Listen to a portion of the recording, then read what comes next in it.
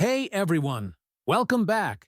Today we're looking at the Huawei Pura 80 Ultra, the phone that just broke dxomark's record and might be the best smartphone camera of 2025. Let's see why it's such a big deal. The main camera is a 50-megapixel monster with a 1-inch sensor and variable aperture from f1.6 to f4. That means brighter low-light shots, creamy bokeh, and flexibility you don't often get on a phone.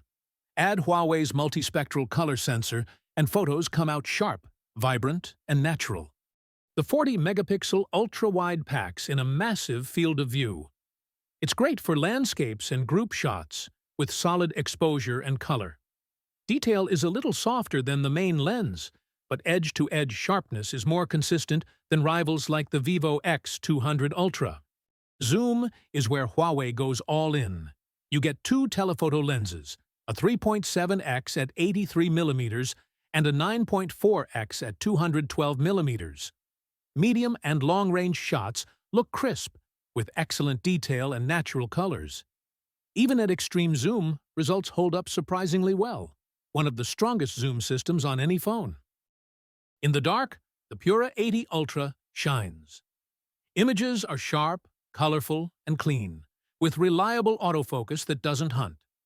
For portraits, the variable aperture and AI processing create smooth bokeh, natural skin tones, and great subject separation, even in tricky lighting.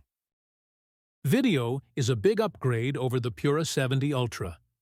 Detail is sharp, noise is low, and dynamic range is wide, even in low light. Colors are vivid, yet realistic. Autofocus is fast, and stabilization keeps clips steady while walking. There are small quirks like occasional white balance shifts or zoom inconsistencies, but overall, this is top-tier mobile video. Across photos, portraits, zoom, low light, and video, Huawei delivers consistency.